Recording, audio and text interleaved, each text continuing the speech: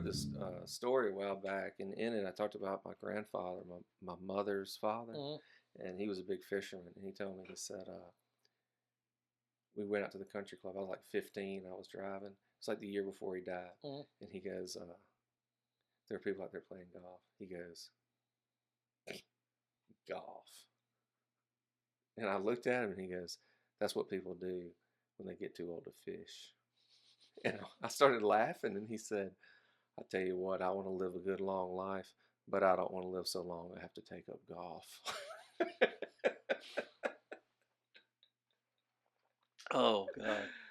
um, all right, we've got Gino Rawlings here today, and Gino is a bit of a renaissance man. He's been a tobacco farmer. He's been a fighter pilot. He's been an international pilot for FedEx, commercial pilot at Southwest. He's piloted a private plane for a gentleman down in Florida. Was it Florida? And in New Jersey. And in New Jersey. Yep. And what else have you done? Because that's a lifetime right there. Well, for a while I was going around just putting airlines out of business. Yeah. I started out with Eastern Airlines, and they went out of business, and I ended up over at Braniff, and they went out of business, and then I went up. I got a job. Let's see. I guess I did corporate down in Florida after that, and then I got hired by a new startup out on the West Coast. That lasted about 6 months, and I managed to pick up a contract job flying for Air Jamaica down out of Kingston. Nice. Yeah. I did that for about a year. Then I got hired by Frontier Airlines. Now they're still in business, but while I was at Frontier, I got the call from FedEx, and which is the job I had wanted for probably the better part of 15 years prior to that. So Okay. it was a no-brainer to go to FedEx. Yeah. It was the best company I've ever worked for and the best job I ever had. So. Yeah. And you flew over to Asia a lot, right? Yeah. Yeah, we the started long out. flight. I started out about a year in the back seat of the 727, then a year in the back seat of the DC-10, and then I was in school upgrading to the 11, which at the time, the MD-11, which at the time was the biggest airplane that FedEx had. And that was while I was in the schoolhouse training. That was when 9/11 happened. So that was in 01. And then when I finished training, I flew from 01 until 09 on the MD-11, all international. Didn't upgrade to captain because I was commuting from New Mexico. Okay. And wanted to have more time with family, whereas if I had upgraded to captain, I would have been on reserve, which meant I had less days off every month, and I had to be on call within an hour, so I had to be here in Memphis. Oh. So in 09, FedEx decided to purchase the 777, and they had moved the retirement age, mandatory retirement age, from 60 to 65. And I told Karen, my wife, that if we were going to have a decent retirement, I needed to make more money by working more time and doing better things. And so I applied for and was accepted into the instructor cadre for the 777. And I was in the third class of instructors that they checked out. Okay. And was checked out ready to fly the airplane long before, about 2 or 3 months before we even got the airplane. Oh, really? And so once we got the airplane, it took about a couple of weeks for all the instructors to go out and actually physically fly the airplane and get your takeoff and landings to be qualified in the jet. And then I instructed from March of 09 until I retired in September of 15. And we moved from New Mexico to South Haven in February of 2010. Okay. So you kind of brought the 777, helped bring it into the fleet. Yeah, it was a brand new airplane. They picked 13 instructors from the different tracks, from the Airbus, the MD-11, the 727, all the airplanes we had, guys that had instructed for quite a while, been with the company quite a while, and sent them to Boeing out in Seattle. And they checked them out on the airplane, Boeing did. And then those 13 senior instructors came back. They were all captains.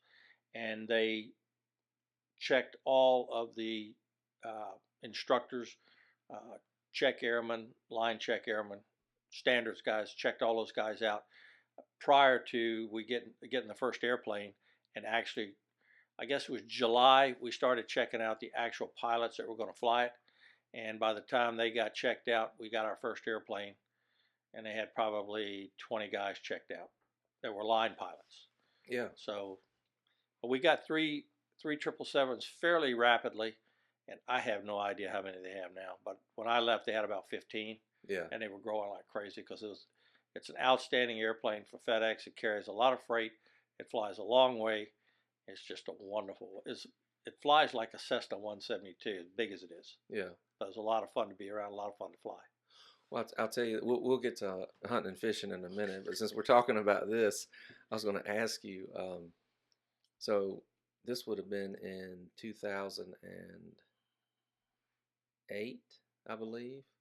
I flew out to Colorado to go fly fishing and to meet my friend Lloyd Caulfield out there. He was working for Ski Patrol at Breckenridge, and I was going to spend spring break out there. And I got to check in, and the lady behind the counter, she said, "We've got some extra space on this flight. Would you like to upgrade to first class for $50?" And I said, "Why, yes, I would." No brainer. Yeah, so I ended up sitting next to this fellow. He's from Montana, and he grew up fly fishing like the Yellowstone and the Madison and all these legendary rivers. And he grew up elk hunting, which at that point I'd never done. And so I start talking to him. I mean, we're ordering double jack on the rocks, like, Al Pacino in Son of a Woman. Hoo-ha! Yeah, yeah.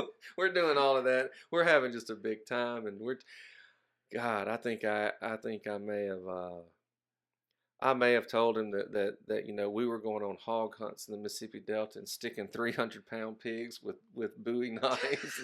Yeah, right. Well, I mean, when somebody's telling you hunting stories from Montana and you're from Mississippi, you're like, I mean, I've killed a lot of ducks. Yeah.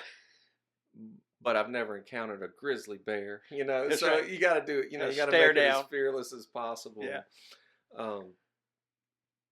So this guy tells me, and I cannot remember now if he was a pilot or if he had a friend who was a pilot.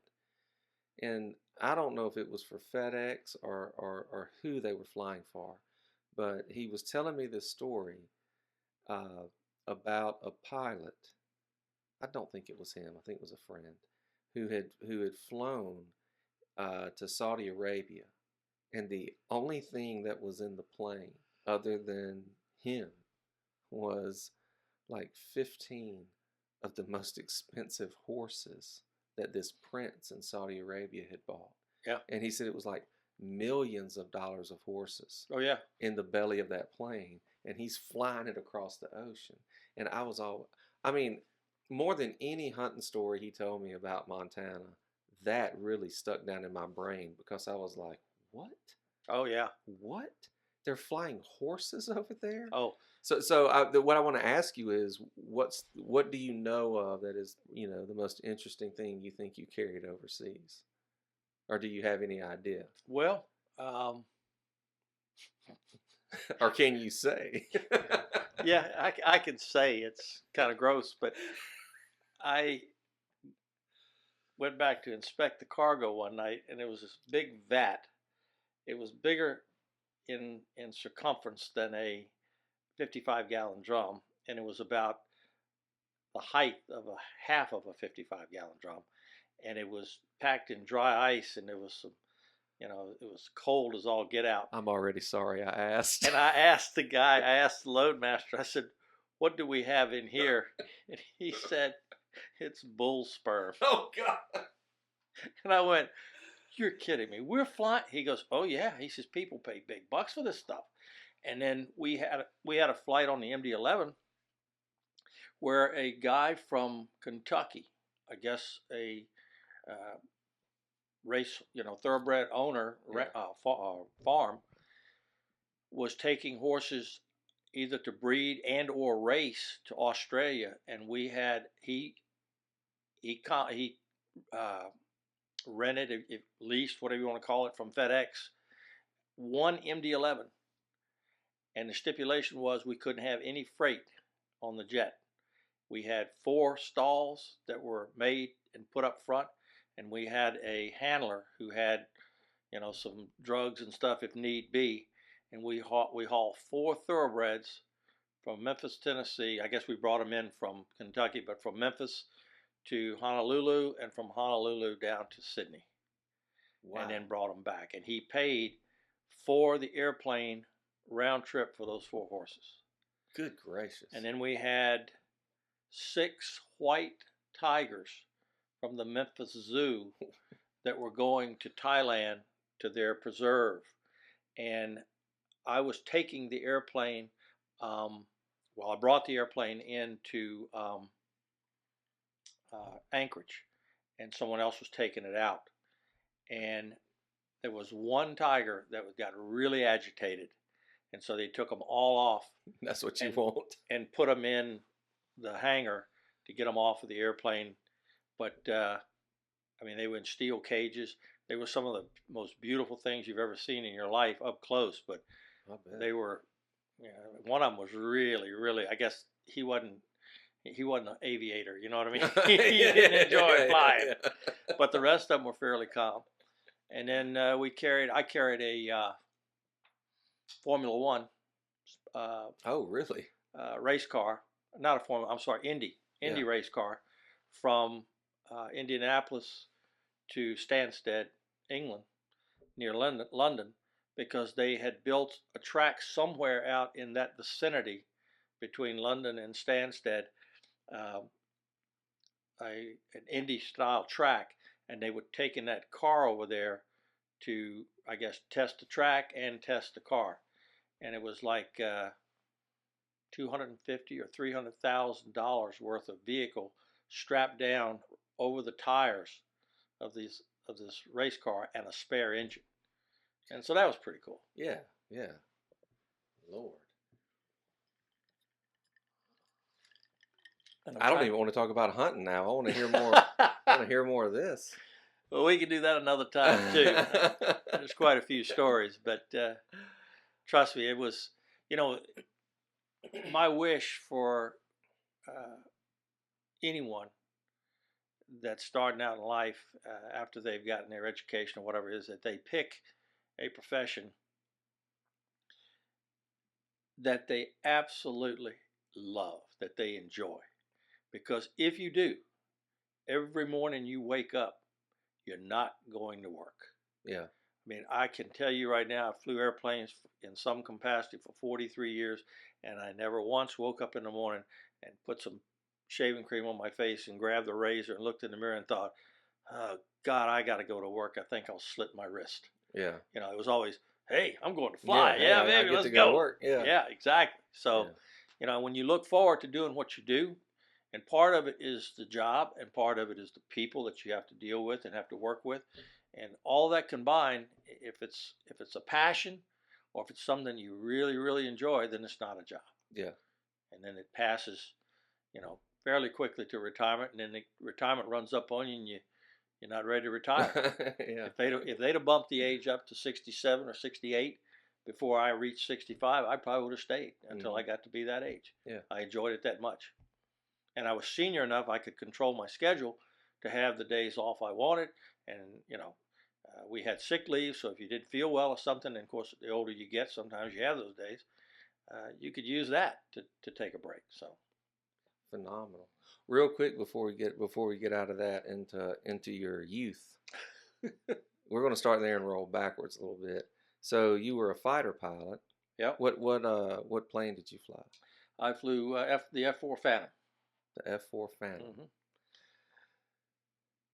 And we've talked about this once before, but if you don't mind, I want you to tell this. So at White Sands, there was a little hang up with one time, wasn't it? Out at Holland? Yeah. Yeah. I had gotten back from a year remote at Kunsan, Korea, and I'd come back to the Black Sheep Squadron, the 8th Attack Fighter Squadron at Holloman Air Force Base. And when you come back, no matter what you did at your other base, you could have been a 4-ship flight lead, you could have been, the king of Sheba, whatever. But when you get back to your new station, you have to start, improve. They check you out in different phases of the combat readiness. And so they were checking me out as a 4-ship flight lead, which I had already been, but for their peace of mind and for their procedures, you have to have seen guys that had been there longer than you were check you out. So we were on a 4-ship going to flying a low level to the gunnery range on March the 23rd of 1977. And we pulled That's in. before I was born. Yeah, pulled into the last chance area, which is where the enlisted guys pull the pins on your bombs, and check for leaks and hydraulic and fuel, etc. And if everything looks good, they give you a thumbs up. You taxi out, you call for takeoff. They give you the clearance, you line up, and you go. So we were going to do a 4-ship formation, and we were going to do single ship takeoff, 10-second intervals, and a turning rejoin out of traffic till all 4 of us were in fingertip formation, and then we were going to fly across the mountain and split up into tactical formation and drop down and fly low level, come off the low level, go into the gunnery range, drop our bombs till we were out of bombs, and then come back home and shoot a couple of patterns and land. And I was number 3, element lead, checking out, and I had a major who was a Vietnam veteran who was this is Top Gun stuff, right? Very similar, yeah. That's what. And his name was Dave Dingy. He was lead, and I can't remember the lieutenant colonel who was a weapons officer, a wing weapons officer. He was instructor, but he was on my wing. And so we ran them up. Everybody gave the thumbs up, and we started releasing brakes. 1 went. 10 seconds later, 2 went. I went 10 seconds later and got down to. And the other thing about the fighter pilot business is you always try to. It's a very testosterone laced business, and you always try to be the best you can be. Know the airplane's limits. Know your limits, but you also try, like on a turning rejoin, to beat 2 in if you're 3 or 4, because he'll have to buy the beer. So we got airborne, and I sucked the gear. Priorities. I sucked the gear and flaps up. I left it about 25 feet off the deck. I was doing about 550 when I got to the end of the runway. I pulled it out of afterburner, and I took a big bite to the inside of the turn because lead was up there at 30 degrees of bank, making a nice smooth turn. And I was coming in from 2, and I was getting ready about 1,500 feet from him, and I was getting ready to pull the boards and idling boards out and slide under and pop up on the outside wing. 2 joins on the inside wing of lead, 3 and 4 join on the outside wing. And about the time I got ready to pull to idle, lead called up, Dingy calls up, and our call sign for the Black Sheep, it was no, you don't have these call signs like Maverick and Iceman and all that. Our call sign for the squadron was Orgy. Orgy 1-1, Orgy 1-2, Orgy 1-3, Orgy 1-4. So I'm coming in for the join up, and I hear 1-1 go, Orgy 1-3, you still in AB? Afterburner. I said, negative. He said, then you're on fire. And so I just roll wings level, went under him and got away from him, and I looked inside, and sure enough, both fire lights were glowing bright red. Both EGT, exhaust gas temperature, which is the temperature of the exhaust coming out the rear end, were pegged past 12,000. That sounds hot. It was melting hot. And so I thought, oh, geez, this can't be real. You hear about it, but usually in war, you get hit by a missile, you have a double engine. This can't happen. Right. Well, just so happens that the ejection area was out in the White Sands, and we were turned about halfway through there, so I rolled out and headed that way.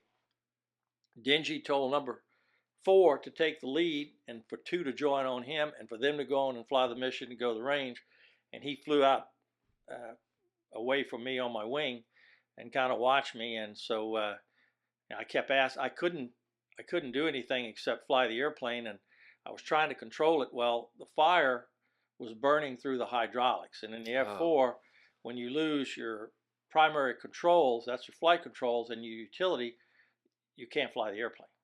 And so I could adjust my mirrors, and I could see black smoke pouring out the back, but I couldn't see any fire. And so I asked him, I pull one throttle idle thinking, maybe I'll get lucky and it's a false alarm on one of them. No, that wasn't it. So I switched them off. No, it's not. It's both still burning. So I said to him, I said, hey, am I still burning? He said, you're burning bad. And so then the master caution panel that tells you when things are going wrong started lighting up like a Christmas tree and blinking. Good gracious. And one of the memory items in the F4 was there, when you let the flaps down, because the wings were dihedral and swept, in order to get more lift out of them, so you could land at a lower airspeed, they had hot air coming out of holes along the leading edge of the wings. It was called boundary layer control. Okay. And it would allow you to slow down and land at a slower speed. Well, if a valve there failed and it was dumping hot air into the wings, the memory item was flaps full down, because then the flaps came down, opened up the ports so the air could escape and the wing wouldn't melt off. Well, my back seater's sitting back there the whole time, and he hadn't said a word or a thing. Flaps full down. And I go, that's not why we've got boundary layer control. Anyway, we were heading on out to the ejection area, and finally, the other memory item was, if fire is confirmed, eject. So I asked Dingy one more time. I said, are we still burning? He said, yeah, you're burning really bad. I said, okay, we're gonna punch out. And he said, good idea. So I didn't notice at the time, but my mic on my throttles had stuck. So everything I was saying was going out over the approach control and RAPCON, but I couldn't hear them now they were being stuck. So I said to Bob, I said, in the F4, there's a handle in the back where the back seater sits. And if you can rotate it so that on takeoff, if you have a problem right after you break ground and you need to eject, the back seater who's not flying can pull the handle and it'll fire both seats one at a time. If you put it the other way, then he can eject without you ejecting. But in the F4, if the aircraft commander, the front seater, decides to eject, the back seater is going to go no matter what. Yeah. So we had the handle rotated. And I said to Bob, I said, hey, let's go. And he goes, you mean eject? And I said, yeah, eject. Yeah, I'm not playing. And then you hear, they gave me a copy of the tape, of the RAPCON tape after it was all over. And you can hear when I said, yeah, eject, you can hear him pull the handle, his canopy fly off, and you hear his seat cook off. And then I'm standing there sitting there trying to fly the airplane, and it won't turn.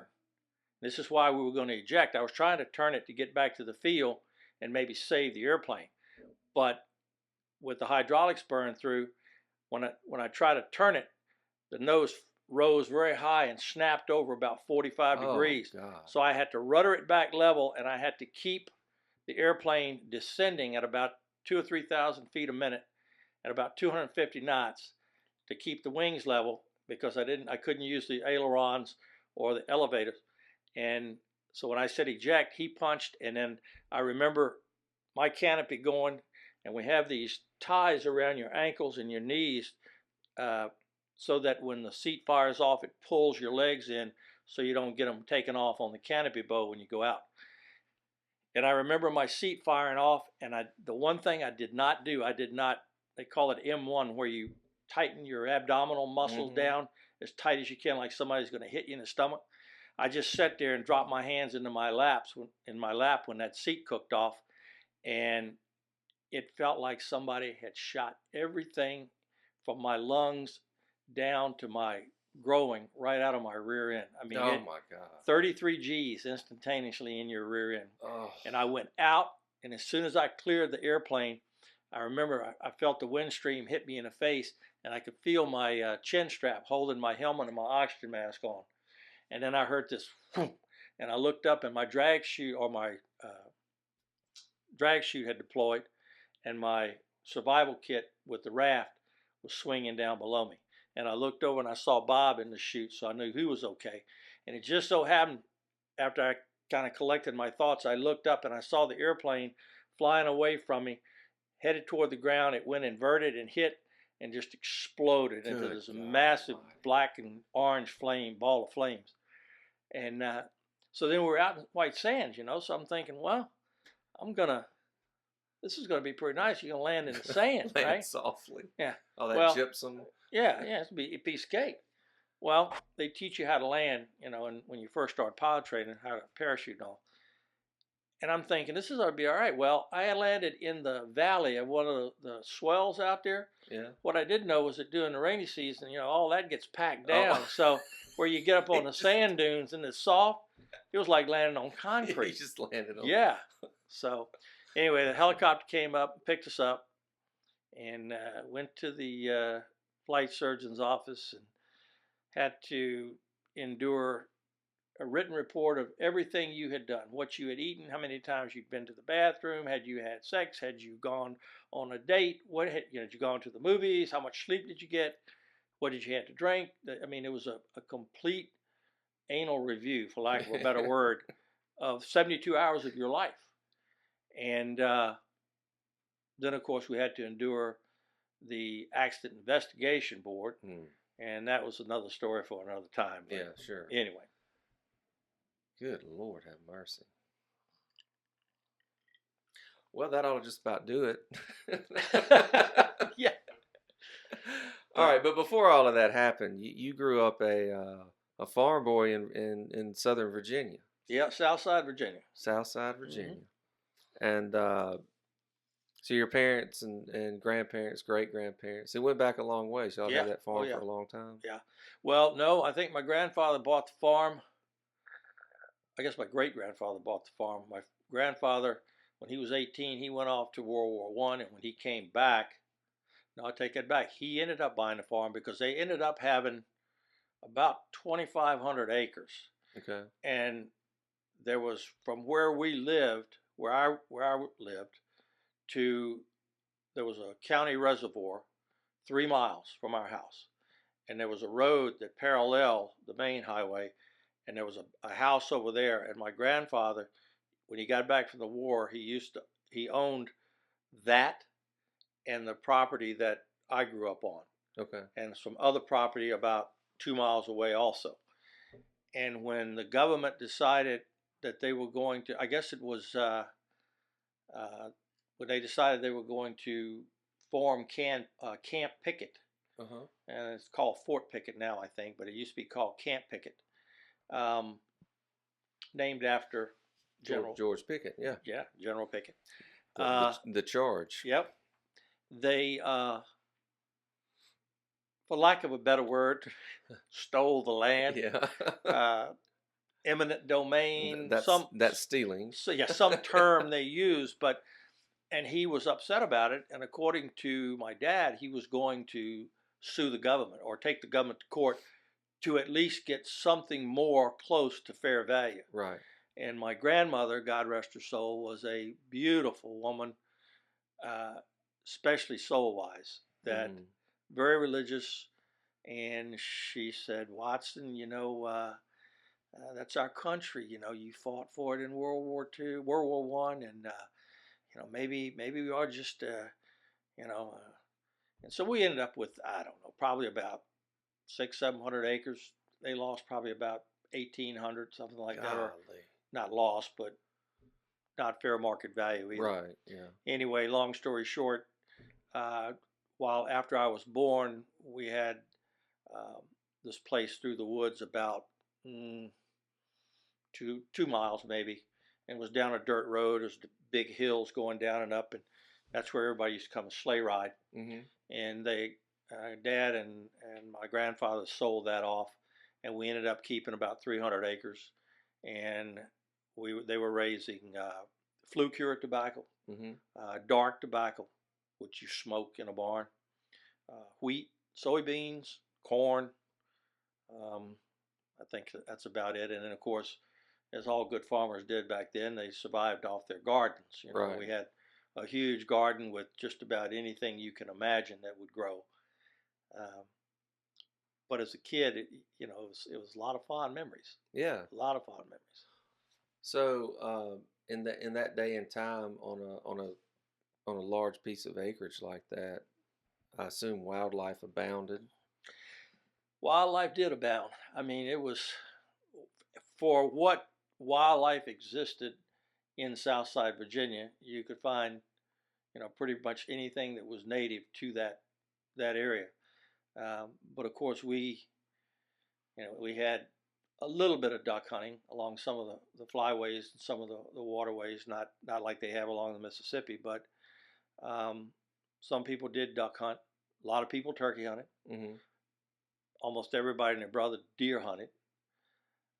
I wasn't much on deer hunting. I couldn't get used to it. I guess because they use dogs. Mm-hmm. The dogs, they turn them loose. They chase the deer. All the guys that get all liquored up, and they'd run up and down the road, listen for the dogs, and then they'd park on the side of the road when they thought the dogs were headed their way. And I've seen this happen. It'd be half a mile, 3/4 mile apart. But in Virginia, at least they were smart. You couldn't use rifles. You had to use shotguns. And I've seen a dog run a deer right between two trucks, and both of them fired the deer at each other. And it's like, no, deer hunting is not for me. Yeah. I'm not interested in that at all. Maybe I'll try something else. I'll do something else. But, rabbit, squirrel, quail, dove. So I kind of always enjoyed, when I learned how to shoot, I kind of always enjoyed a challenge. And to me, it's much more of a challenge trying to hit something that's flying than it is something that's half the size of a pickup truck door running across the road in front of you. Yeah. So I always liked wing hunting. So did you have? I understand the hesitance at that style of deer hunting. Yeah, definitely. Now I've been deer hunting since then, but it's still hunting, Yeah, right. And I don't mind doing that, using a rifle. That's Mm-hmm. that's fun. That's a sport.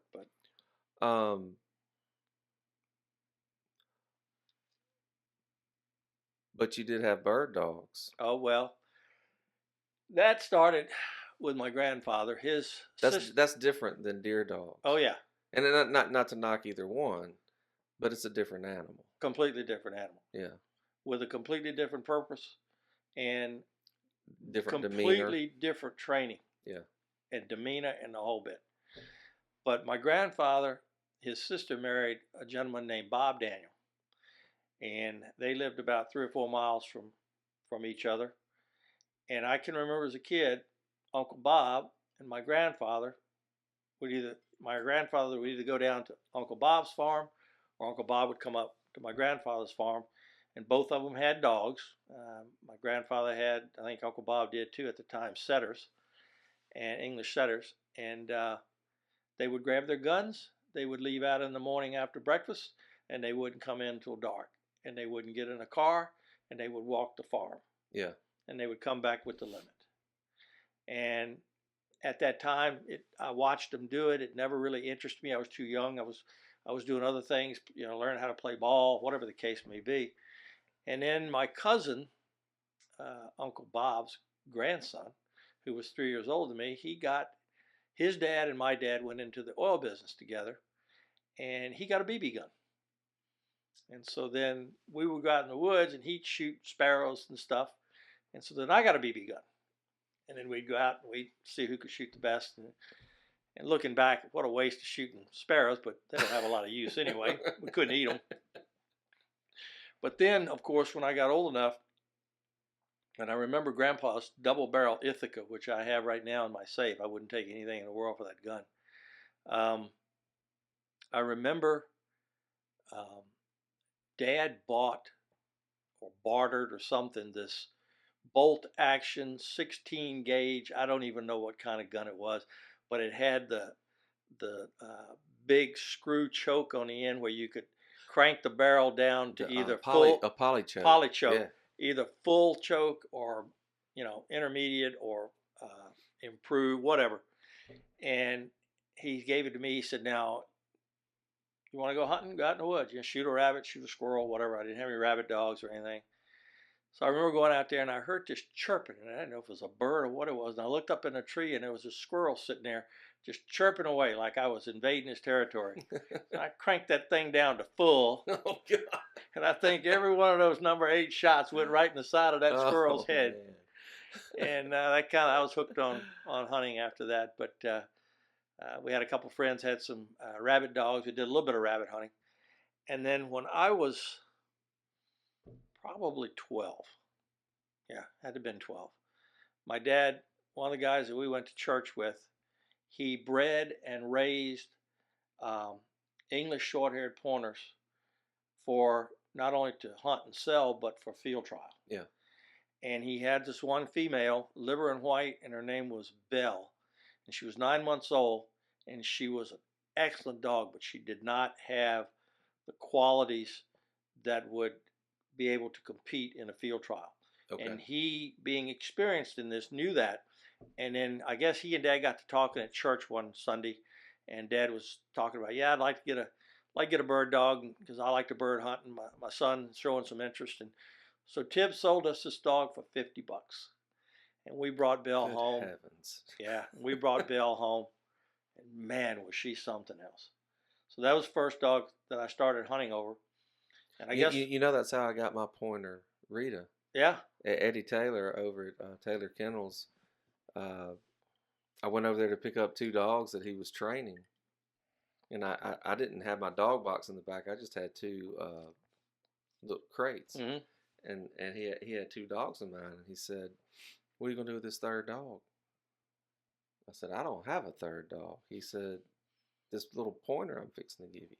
I said, "You're not giving me a pointer, because preserve shooting, you don't need them to run very big, and Right. and sometimes pointers can be a little difficult in that context. A lot of them range far. Yeah, Yeah. and particularly today, Yeah. because they're all for out west or field trials, and I was like, man, I don't think so. And I remember he said the same thing. He said, look, all of my clients except you field trial these dogs. He said, and this dog, she's classy, she's got a great nose, she's fast, but she hunts close, and nobody wants her. I said, man, I can't take a pointer. I can't take another dog. We're full, but I sure can't take a pointer. I said, man, if I show up to the house with another dog, my wife is going to kill me. And he looked me dead in the eye and he goes, golly, Cal, if you don't take that dog, I don't know what might happen to it. And I said, you've got to be kidding me. And he goes, maybe I am, but I tell you what, you call your wife and tell her I said that. And I called Stacy and I said, I don't know, Stacy. He said if I didn't take a dog, he didn't know what might happen to it. She goes, oh, he wouldn't. He wouldn't. I said, I'm just telling you what he told me. And she said, do we have room in the kennel? I said, actually we do, but I don't, she goes, no, just bring her here. But it was the same thing. Like the field trialers didn't want it because Right. It didn't have, like, they look for a lot of things in those field trials, Yes. right? They look for, it's not just nose and speed and form, Right. I mean, it's a lot that goes into that. And those trainers and those breeders that work in that, they know early on that dog's going to have it or that dog's not. But it doesn't mean that dog's not a good hunter. Doesn't mean it's not a great dog. Because Belle was an outstanding hunter. It just means it doesn't have those specifics. Exactly. It doesn't meet the specific criteria they're looking for. And so that was Belle? Yeah. Yeah. If I'm not mistaken, I think I told you that Rita, you were going to like Rita. Oh, you absolutely did. Yes, sir. You're right. So anyway, so not long after that, my brother started hunting with us. And so Dad called Tip again, and he had another dog. Now, this dog's grandfather was insured back then. This was in the probably mid-60s. Yeah. For $10,000. Good gracious. Because he was a 2 or 3 time national field trial champ. And Max, AKC registered name, I shall return, after General Douglas MacArthur. Yeah. Mac, he had everything. He had it all. So you say, well, if he had it all, why did he sell it to you again for $50?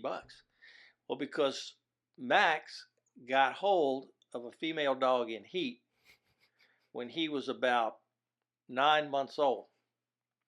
And if you took him to a field trial and he was first to go, you couldn't beat him. Yeah. Now I have to say this, he was an ugly dog. He was almost all white. Poor thing. And he had a tan round mark or around his eye. It looked like Petey from the Little Rascals. So it was a pointer or a setter? He was a pointer. Pointer. But he had beautiful form. He had that slender body with the big chest, that tail curved up, that foot up. He was perfect. And if he would go first, you almost couldn't beat him. He had a great nose. He hunted close. He could hunt long. He did it all. But if he was in the middle of the pack, his first job was not to hunt quail. It was to run around and sniff to see if any of the females needed servicing. And so it got to him early. Tim couldn't put up with that. He tried him a couple, 3 times. I don't know what else he did to try to break him, but finally he got frustrated and he just called Daddy. He said, "Look, I got this dog. Be great with Belle, the 2 of them, male, female Belle. She's been spayed. We weren't going to have any other dogs." So Dad said, "Yeah, I'll take him." So he brought him home, and I'll never forget this. He brought him home, opened the truck gate. Max jumped out, ran over, sniffed Belle, and mounted her right there in the yard, and she was spayed. She whirled around and growled and bit the crap out of him. Got that straight. And he ran over and started hunching the side of the house, the corner of the house. Good gracious. And I looked at Dad and I said, "What have you brought home?" What is this? He goes, "I don't know." But that was it. That was the only time we had any problem with Max. But I'm going to tell you what, you talk about a hunter. Oh, geez. Yeah. He was incredible. So. Just keep him away from the ladies. Yeah. Well, we didn't have much trouble there. Yeah. Belle solved that the first day. And we didn't have any other dogs around, so it wasn't any issue. So is that mostly, after that, and y'all got those dogs, that's mostly what you did growing up? That's in September. I would hunt maybe the first week or 2 of dove season because I enjoyed sitting out in the shade and killing stuff. Right. but I enjoyed sitting out in the shade and killing stuff. And using a gun. Yeah. Take that, liberal. Anyway, but as far as hunting goes, no, that's all we ever did was bird hunt. And we had plenty of friends around, lifelong friends that, my dad had known, my grandfather had known, plenty of places to hunt. All you had to do was go ask them. That's old business in Southern Virginia. Yeah. There's I don't know if you've ever read him. There's a writer, Havila Babcock from North Carolina, and he was early to mid 1900s. And he's got probably his most famous book is called "My Health is Better in November." Yeah. And he's got a story in there about, I believe, I may, if I'm wrong, I'll just cut it out.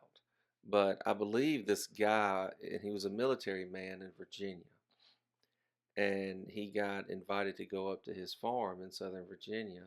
This would have been in probably the 20s or 30s. Yeah. And bird hunt with him.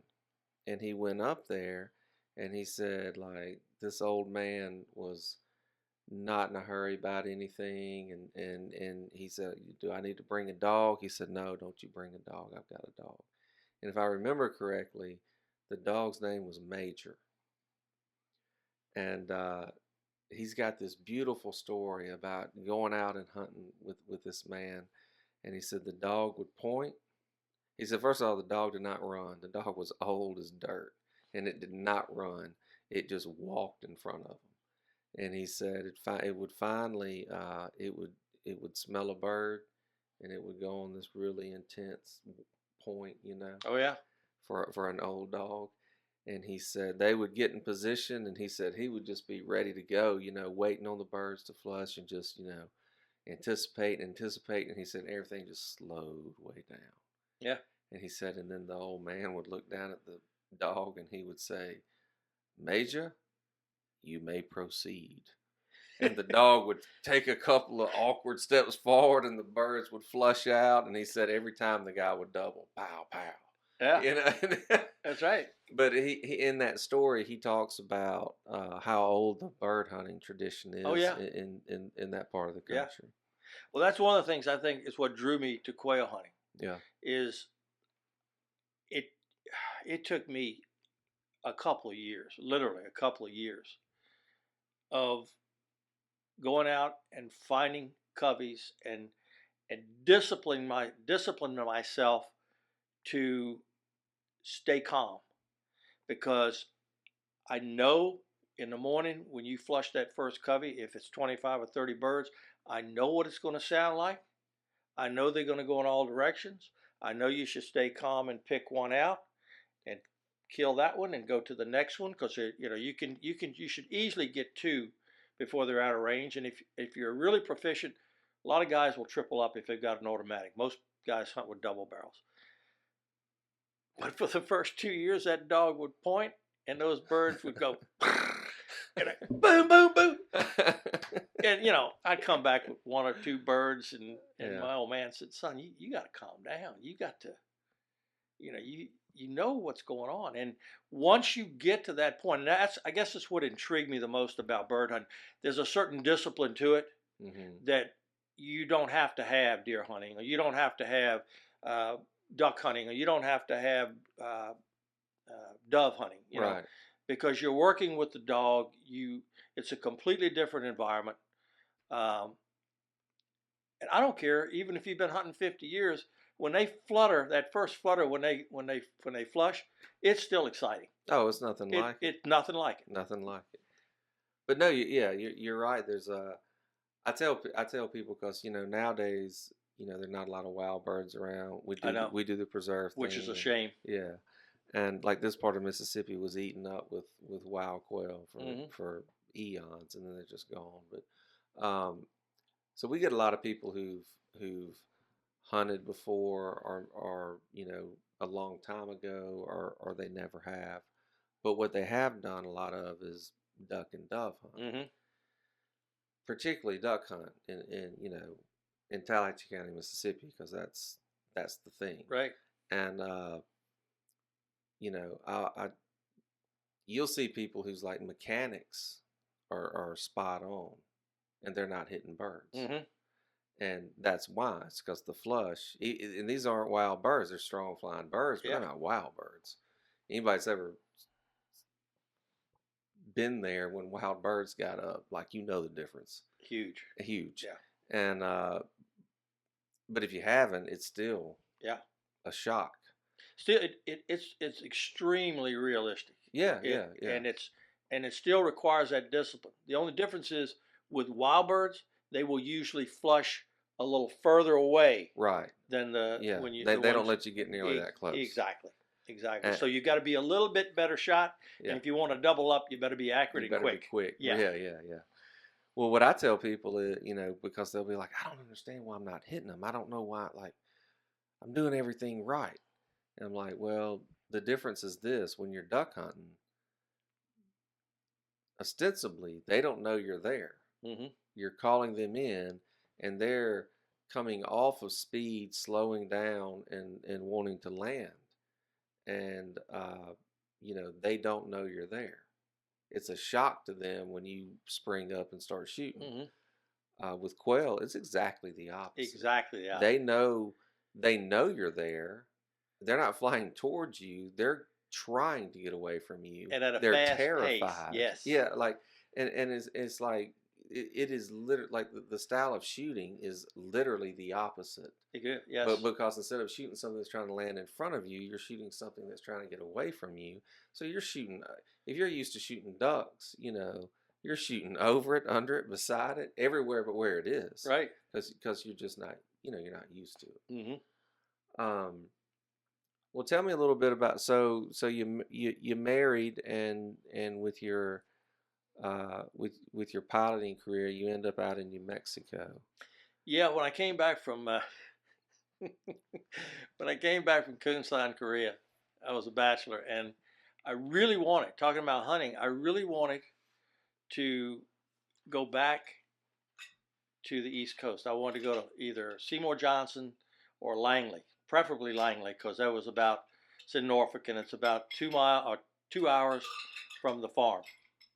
Yeah. And so I put in every place, region of the United States that I could be stationed, except for the Southwest.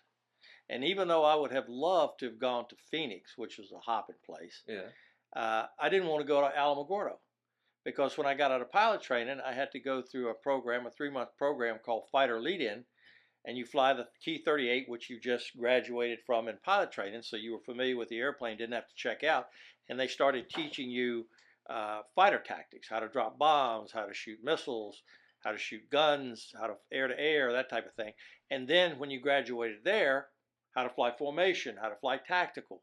And then from there, you'd go to your RTU, your replacement training unit, which is the airplane you were going to end up becoming operationally ready to go to combat with, whether it be an A7 or an F4 or a 105 or whatever they were flying at the time. Well, I wanted to go to Langley and I didn't want to go to Holloman, so I put every place except the Southwest. So where'd they send me? Southwest. Holloman. Right to Holloman. And I got there, and that's when I had to jump out of that airplane on fire. Yeah. And anyway, long story short, while I was there, I met my wife at a going away party. And who was going away? One of our backseaters. But neither one of you were. No. Oh. One of our backseaters was getting another station, leaving our squadron and our base, going somewhere else. And we were throwing them a DOS, whatever they call it. But we were throwing them a party. And she got invited through one of Karen's friends was a friend of the girl that this guy going away was dating. And I ended up going over there, and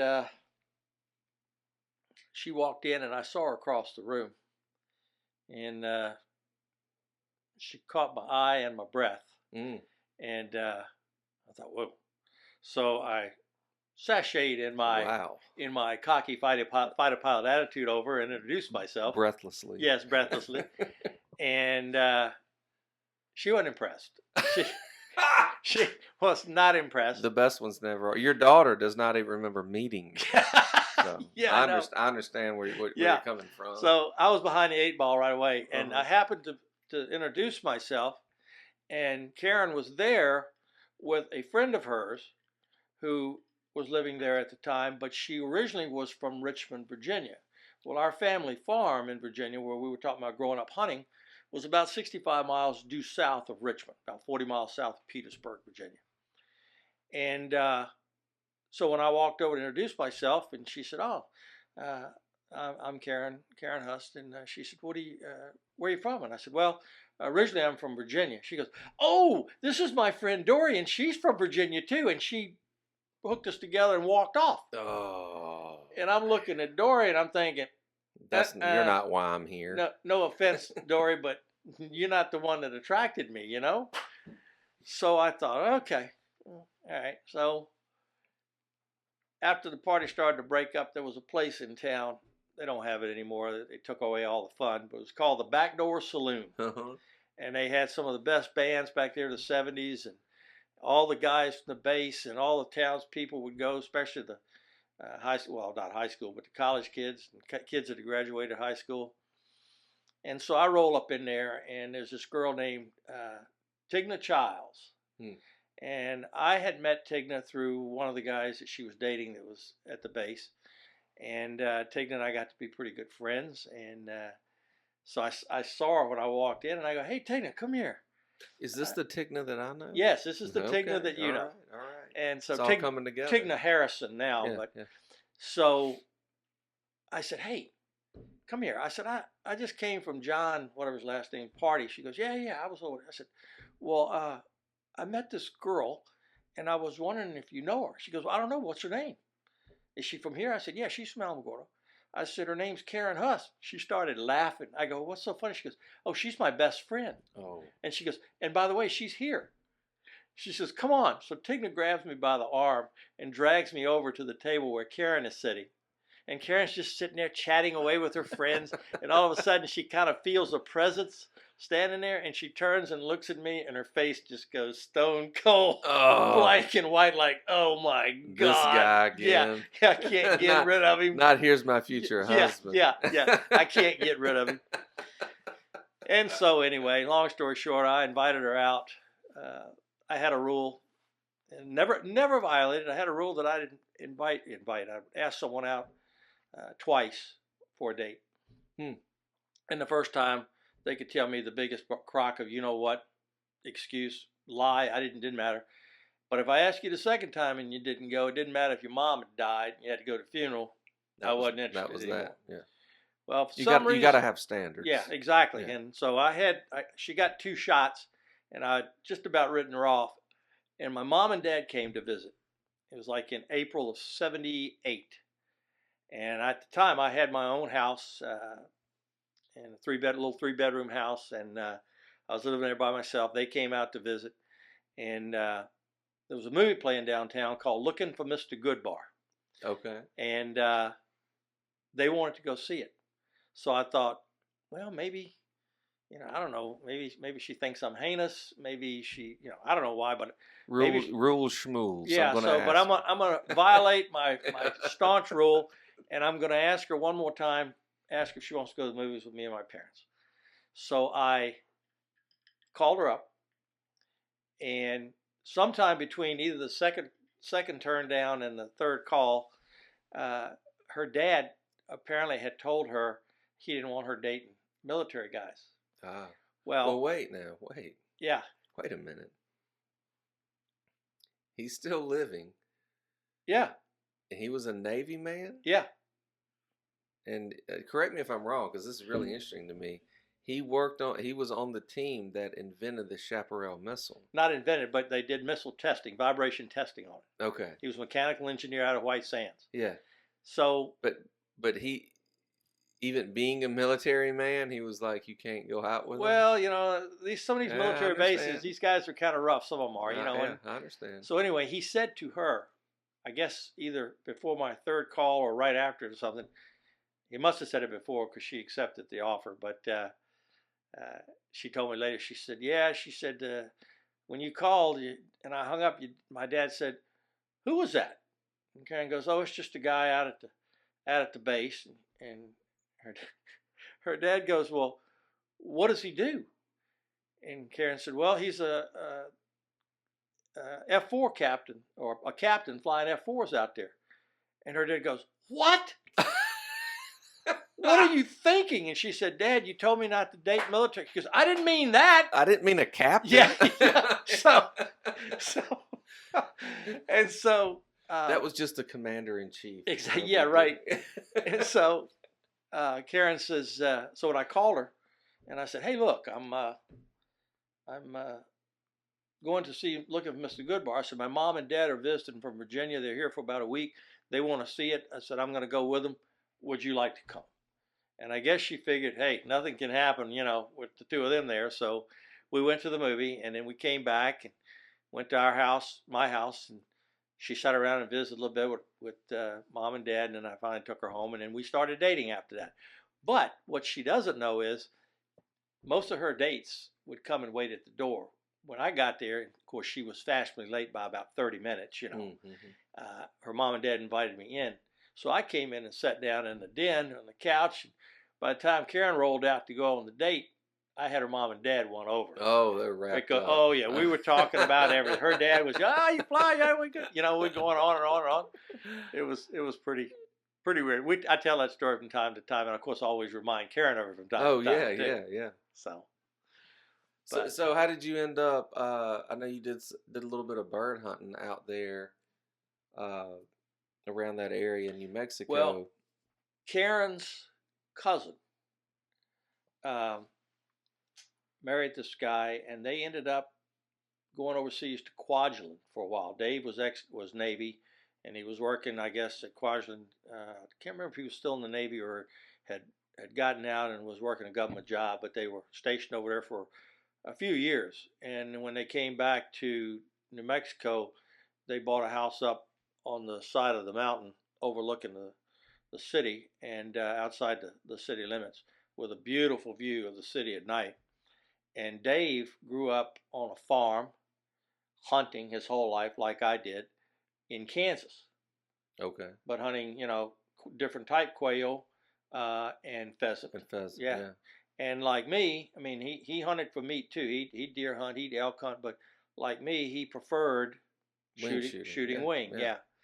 Yeah. And so when they got back there and we ended up moving back there, Dave had his son had a Brittany, and Dave's had a Brittany and a Springer, maybe two Brittany's and a Springer and a setter. But we got to talking, having a beer one day, and again talking about where we're from. Farming? Yeah. Did you do any hunting? Yeah. And he goes, well, Darren and I we hunt out here all the time. He said, if you want to go with us, we'd be happy to. We'd love to have you go. So I said, you bet. Well, the difference is we got Bob White quail over here east of the Mississippi, and out there they've got Gamble quail, and the eating's just about as good. But I swear, I think the birds at times are a little bit bigger. They got that little quill or whatever up on their head, and they're kind of gray, bluish gray, and got a little black on them. And it's weird. They're flush. They're pretty, but they're so different. Yeah, but they flush kind of the same. The sound is the same.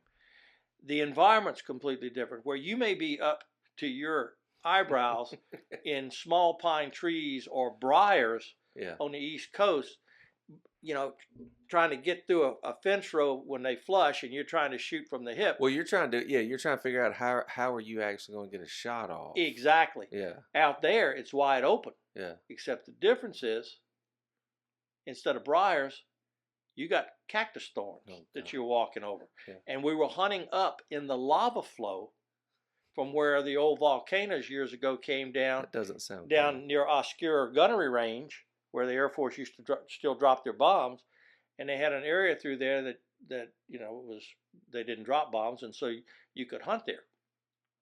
And I mean, the rocks were hard, they were sharp. You had to watch where you stepped. There were rattlesnakes.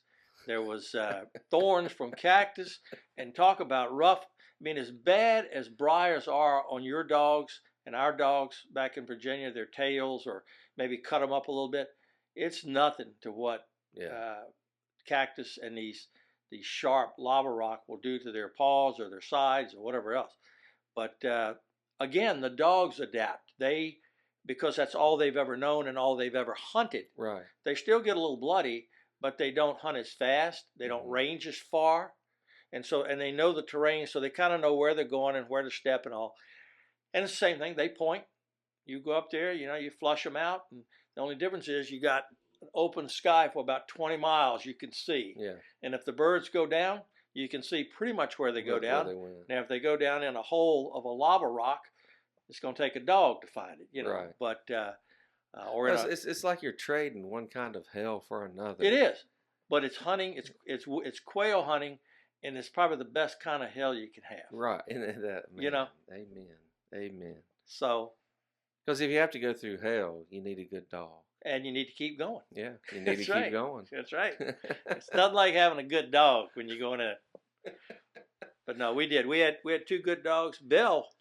She looked like a greyhound, and you drop her out of the truck, and you drop her out of 5-acre field, and she would take off, and she would comb that field, and maybe all you could see was the grass rattling over there on the other side, and she'd come. If she came back to you, you get in the truck and go to another place because there was no birds in that field, none. Yeah. And I have done that many times, and she didn't come back, and now I got a whistle, and she always came back to the whistle. I didn't use shock collars or anything, didn't need to. And I'd start calling, and I'd start whistling, and I'd start walking. My brother and I both, and we'd split up. Last time I saw her was over there, so we'd head over there. We have lost that dog for 20 or 25 minutes and come around the bend, and she is dead center locked up, quivering, just shaking, but not moving. Where have y'all been? And there were birds right on her nose every time. If she didn't come back and she didn't answer that whistle, something was there. I had a dog one time. It was one of the, it was the actually first bird dog I had was a Brittany named Jubal, and it being my first bird dog, I made some mistakes in the training.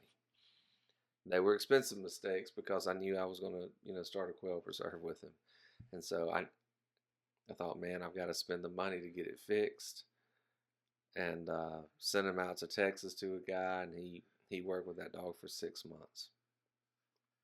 He called me one day and he goes, like I could hear the wind. He was out in West Texas. I could hear the wind blowing in his phone, and he was exasperated and cursing like he had never heard of Jesus Christ. Like, I mean, he was like, I've never heard such language. And I'm just trying to say hello, hello. And I'm like, hey, Dave, like, hey, I'm here. And finally, like, he settles down and he goes, did you teach this dog to sit? And I said, well, I didn't, but I paid a guy over here that does obedience training to teach him to sit. He goes, well, he wins the blue ribbon. And I was like, okay. And he goes, He's a sitter. He goes, every time this dog points, he sits down. And I'm like, well, I did not know that that would happen. And he said, well, it did. And I said, okay, do I need to come get him? He goes, no, I'm going to fix it. He goes, but don't ever do that again. I said, clearly I won't. I apologize. So I go a couple of months later. He was gun shy. I thought that I had him brought up, and we had done like gun exposure the way I'd read to do it. We took him out hunting on my friend's place, and he had already stood over birds 2 or 3 times while people shot, and no problem. But I held him back because I wanted him to. He was faster than the other dogs, and I wanted him to work on backing. And so I held him behind him to let him connect that the other dogs were pointing and he needed to stop. And when I did that, like, there were 4 or 5 guns in the field, and a covey got up, and they all just, and I remember that dog went behind me and lay down on his belly and rolled. And I remember looking down and thinking, well, I don't know what that is, but that doesn't look right. And then come to find out, I mean, the next time I took him hunting, it was just the 2 of us, and I fired a gun, and he just freaked out. And so I called this guy out in Texas, and he said, here's the deal I can make you. If you are willing to drive him out here, then I will put him through some tests while you're here, and if I think I can fix him, I'll keep him, and if I don't, you don't owe me a dime. If I don't think I can fix him, take him back home. He said, so it's going to cost you the travel out here, but if that's good for you. I said, no, it's the fairest deal I've ever heard. Yeah, I said, I'll exactly. bring him. And he ran him through the test, and he's like, oh, no, this dog's going to be fine. And then he called me, a month later with that. Yeah. Like, who taught this dog to sit? And, well, I got him back, and I mean, he would hunt. I mean, I hunted him. But it was always touch and go. It was always, maybe this is going to work and maybe it's not. We were hunting him one day, and he was he's the biggest Brittany I've ever seen. And he was far ranging, and it was my father and I were hunting him, and my friend Sam Hobson. We were just on a pleasure hunt, if you will, and we lost him and couldn't find him. And we had another dog with us, and we were following that dog, and we were shooting birds, and we lost that dog for probably 30 or 45 minutes. And I was just like, God, he's gone. Yeah. he's gone. Like he's just done, you know. And we finally came over on top of the last hill, and I remember Daddy going, "There's Jubal," you know. And we look over, and there's all this, broom sedge that's like, 3.5 feet high, Yeah. and you could just see his head over there. And I go running over there because I think, man, something's wrong with him.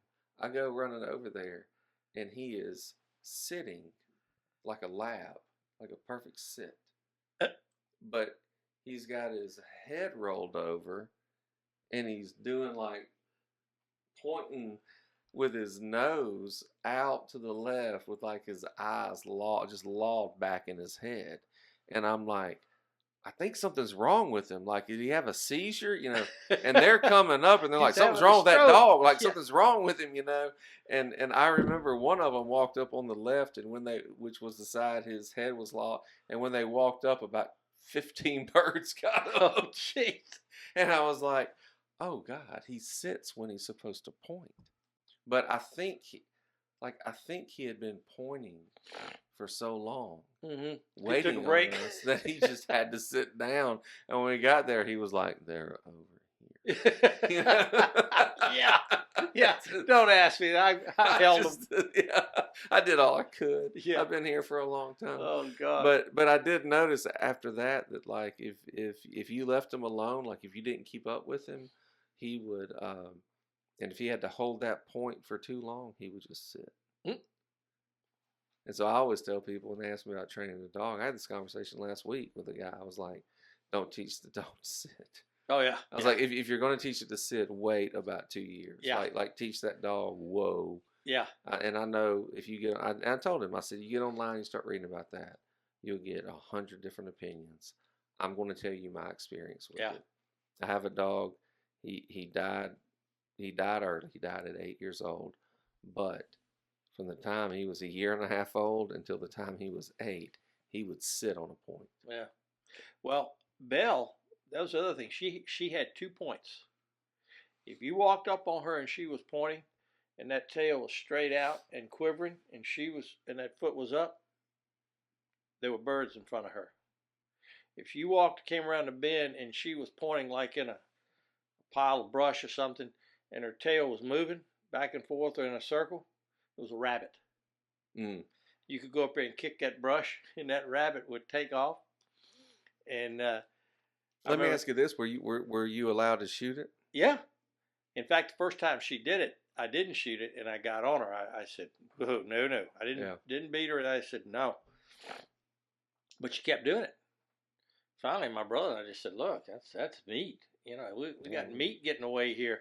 So rabbit. The next time she did it, and we flushed that rabbit, and she took off like she was going to chase it, and we shot it, and it rolled over, and it was dead. And she walked up to it and sniffed it, and went, "Nope, not a bird." And don't care about that. Don't care about that. Yeah. No.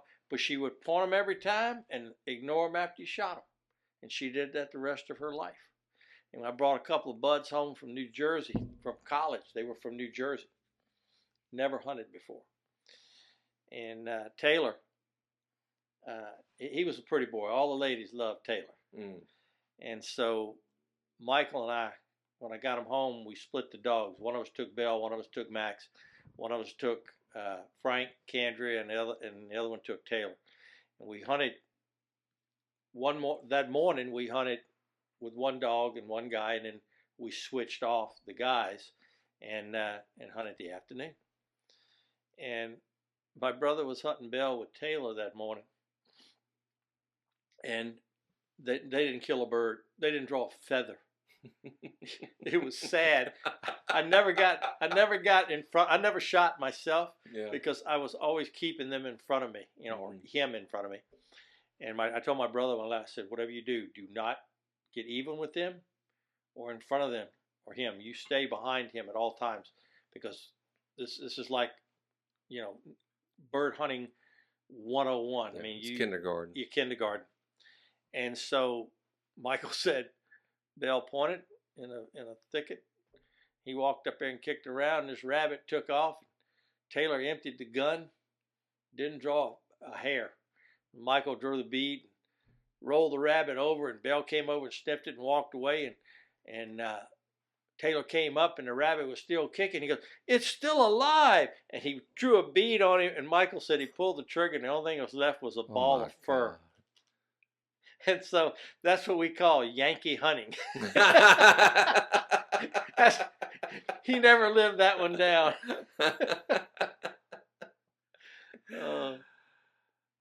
That's good. That's a couple of good. Yankee hunting, and if you're going to go through hell, have a bird dog. Yeah, have a good bird dog. Yep. Well, all right.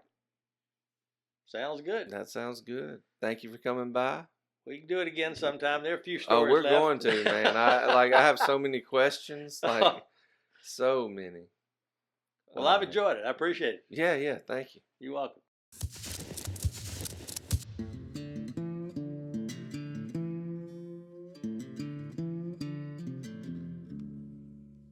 Please like us, share us, subscribe to us. You can check us out wherever you like to get your podcast, or you can go straight to www.troutvalleyquail.com and click on the Standing Point tab to subscribe, and you'll get all of our content right into your inbox, totally free. If you would like to advertise with us or support us, please email me at cal@troutvalleyquail.com, and I will get the information to you. This episode is brought to you by OLR Realty in Oxford, Mississippi. You can go check them out at www.olragency.com, and buy a kind gift from Mr. Houston Stewart. Thank you.